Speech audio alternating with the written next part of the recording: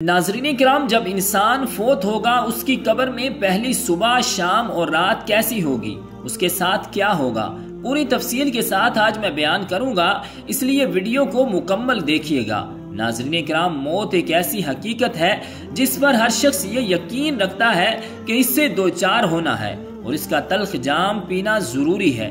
یہ یقین ہر قسم کے کھٹکے اور شبے سے بالاتر ہے، کیونکہ جب سے دنیا قائم ہے کسی نفس و جان نے موت سے چھٹکارا نہیں پایا ہے۔ کسی بھی جاندار کے جسم سے روح نکلنے اور جدا ہونے کا نام موت ہے۔ ہر انسان خواہ کسی مذہب سے وابستہ ہو یا نہ ہو، اللہ یا غیر اللہ کو معبود مانتا ہو یا نہ مانتا ہو، اس حقیقت کو ضرور تسلیم کرتا ہے کہ اس کی دنیاوی زندگی عارضی اور فانی ہے۔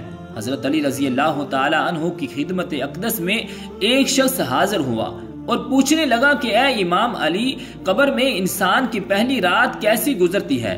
تو حضرت علی رضی اللہ تعالی عنہ نے فرمایا کہ میں نے اللہ کے رسول صلی اللہ علیہ وآلہ وسلم سے سنا ہے کہ انسان کی سب سے مشکل رات قبر کی پہلی رات ہوتی ہے، جب دوسرے انسان، اس کے دوست، عزیز و اقارب، رشتہ دار اسے دفنا کے چھوڑ کر چلے جاتے ہیں تو وہ انسان روتا رہتا ہے۔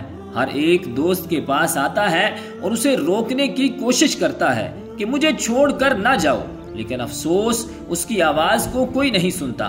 حضرت ابو سعید خدری رضی اللہ تعالی عنہ سے روایت ہے کہ حضور اکرم صلی اللہ علیہ وآلہ وسلم نے ارشاد فرمایا، لوگو اپنی موت کو یاد کیا کرو۔ قبر ہر دن اپنے مردوں سے اعلان کرتی ہے کہ میں غربت اور تنہائی کا گھر ہوں، کیڑے مکوڑوں کا گھر ہوں، مٹی کا ڈھیر ہوں۔ اور جب بندہ مومن کو دفن کیا جاتا ہے تو قبر اسے مرحبا کہہ کر خوشخبری دیتی ہے کہ میری پشت پر چلنے والوں میں سے تو بڑا محبوب تھا، آج میں تیری ہو گئی اور تو میرے پاس آ گیا، آج میرا احسان دیکھ، یہ کہہ کر قبر کشادہ ہو جاتی ہے اور جنت کا دروازہ کھول دیا جاتا ہے، جہاں سے اس کو تازہ ہوا آتی ہے۔ حضرت ابو ہریرہ رضی اللہ تعالی عنہ کا بیان ہے کہ حضور اکرم صلی اللہ علیہ وآلہ وسلم ایک جنازے میں شریک تھے اور میں بھی آپ صلی اللہ علیہ وآلہ وسلم کے ہمراہ تھا۔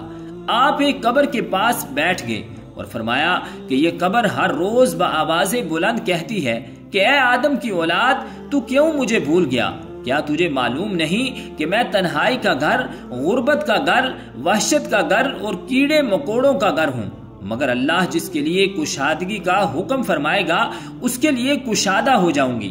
اس کے بعد آپ صلی اللہ علیہ وآلہ وسلم نے ارشاد فرمایا، اے قبر، یا تو جنت کا چمن ہے یا تو پھر آگ کا ایک تندور ہے۔ حضور اکرم صلی اللہ علیہ وآلہ وسلم نے ارشاد فرمایا کہ مردہ جب قبر میں رکھا جاتا ہے تو قبر اسے کہتی ہے کہ اے ابن آدم، تو ہلاک ہو، تجھے کس چیز نے مجھ سے دھوکے میں رکھا؟ کیا تجھے معلوم نہ تھا کہ میں کیڑے مکوڑوں کا گھر ہوں؟ تجھے کس چیز نے مجھ سے بہکا کر نڈر کر دیا تھا اور تو میری پشت پر بہت اکڑ کر چلتا تھا؟ اگر وہ مردہ نیک ہوگا تو جواب دینے والے اسے جواب دیں گے کہ اے قبر، تو دیکھ تو صحیح اس کے اعمال کیسے ہیں، یہ اچھائی اختیار کرتا تھا اور برائی سے دور رہتا تھا۔ یہ سن کر قبر کہتی ہے کہ بے شک یہ نیک تھا، اس لیے آج میں اس کے لیے سرسبز ہو جاتی ہوں۔ مردے کا جسم اس وقت منور ہو جاتا ہے اور اس کی روح اللہ تعالیٰ کی طرف بھیج دی جاتی ہے۔ حضرت عبداللہ بن عبید رضی اللہ تعالیٰ عنہ سے روایت ہے کہ حضور اکرم صلی اللہ علیہ وآلہ وسلم نے فرمایا کہ جب مردے کو قبر میں رکھ دیا جاتا ہے تو مردہ ان لوگوں کے جوتوں کی آواز بھی سنتا ہے جو اس کے ساتھ جنازے میں گئے ہوں۔ مردے سے اس کی قبر کہتی ہے کہ اے ابن آدم، تیری ہلاکت ہو، تو نے میری تنگی، میری بدبو اور کیڑے مکوڑوں کا خوف نہیں کیا، اس لیے تو نے ان چیزوں سے بچنے کے لیے تیاری نہ کی۔ بدعمال مردے سے قبر کہتی ہے کہ میری تاریکی، میری وحشت، میری تنہائی اور تنگی، میرا غم تجھے یاد نہ رہا۔ اس کے بعد قبر اس کو جکڑ لیتی ہے اور فرشتے اس کو ہتھوڑوں سے ایسے مارتے ہیں کہ اس کی پسلیاں ادھر کی ادھر ہو جاتی ہیں۔ پھر دوزخ کی کھڑکی اس پر کھول دی جاتی ہے اور وہ مردہ حشر تک اس عذاب میں مبتلا رہتا ہے۔ مرنے کے بعد ہر مردے کو صبح اور شام اس کا ٹھکانہ دکھایا جاتا ہے۔ فرشتے جنتی کو جنت دکھا کر خوشخبری دیتے ہیں اور دوزخی کو دوزخ دکھا کر اس کی حسرت اڑاتے ہیں۔ حضرت قتادہ رحمت اللہ تعالی علیہ فرماتے ہیں کہ عذاب قبر کے 3 حصے ہیں۔ 1/3 عذاب پیشاب سے نہ بچنے کے سبب ہوتا ہے، 1/3 غیبت کے سبب اور 1/3 چغل خوری کے سبب ہوتا ہے۔ حضرت ابن عمر رضی اللہ تعالیٰ عنہ سے روایت ہے کہ رسول اللہ صلی اللہ علیہ وآلہ وسلم نے ارشاد فرمایا، جب انسان کا انتقال ہو جاتا ہے تو اس پر صبح اور شام اس کا ٹھکانہ پیش کیا جاتا ہے۔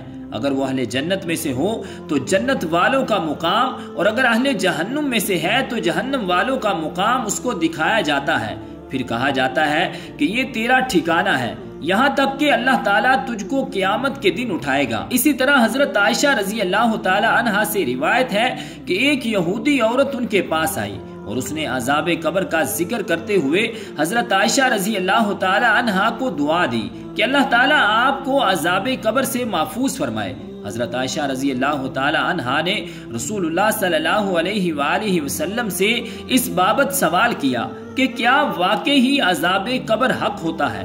تو رسول اکرم صلی اللہ علیہ وآلہ وسلم نے ارشاد فرمایا، جی ہاں، عذاب قبر برحق ہے۔ حضرت عائشہ رضی اللہ تعالیٰ عنہ فرماتی ہیں کہ اس کے بعد میں نے رسول اللہ صلی اللہ علیہ وآلہ وسلم کو ہمیشہ دیکھا کہ آپ ہر نماز میں عذاب قبر سے پناہ مانگتے تھے۔ حضرت سیدنا ابو سعید خدری سیدنا زید بن ثابت رضی اللہ تعالیٰ عنہ سے روایت کرتے ہیں کہ انہوں نے فرمایا کہ ہم قبیلہ بنو نجار کے ایک باغ میں نبی اکرم صلی اللہ علیہ وآلہ وسلم کے ساتھ تھے اور آپ صلی اللہ علیہ وآلہ وسلم خچر پر سوار تھے۔ اچانک وہ خچر اس طرح بدکا کہ نبی اکرم صلی اللہ علیہ وآلہ وسلم کو گرا دیتا۔ وہاں دیکھا تو 4، 5 یا 6 قبریں تھیں۔ آپ صلی اللہ علیہ وآلہ وسلم نے ارشاد فرمایا، ان قبر والوں کو کون جانتا ہے؟ ایک شخص نے کہا کہ میں جانتا ہوں۔ پوچھا یہ کب سے فوت ہوئے ہیں؟ تو بتایا گیا کہ یہ شرک پر مرے ہیں۔ تو ارشاد فرمایا، یہ امت اپنی قبروں میں آزمائی جاتی ہے، اگر مجھے اس بات کا اندیشہ نہ ہو کہ تم مردے دفن کرنا چھوڑ دو گے تو اللہ تعالیٰ سے دعا کرتا کہ وہ تمہیں وہ عذاب قبر سنوا دے جو میں سنتا ہوں۔ حضرت سیدنا زید رضی اللہ تعالیٰ عنہ نے کہا کہ پھر نبی اکرم صلی اللہ علیہ وآلہ وسلم ہماری طرف متوجہ ہوئے اور فرمایا کہ تم آگ کے عذاب سے اللہ کی پناہ مانگا کرو۔ صحابہ کرام رضوان اللہ علیہم اجمعین نے کہا، ہم جہنم کے عذاب سے اللہ کی پناہ مانگتے ہیں۔ اللہ تعالیٰ سے دعا ہے کہ ہم سب کو مرنے سے پہلے موت کی تیاری کرنے کی توفیق اور ہمت عطا فرمائے، اور جو مسلمان اس دنیا سے جا چکے ہیں رب ذوالجلال ان کی بے حساب بخشش و مغفرت فرمائے۔ آمین بجاہ النبی الکریم الامین۔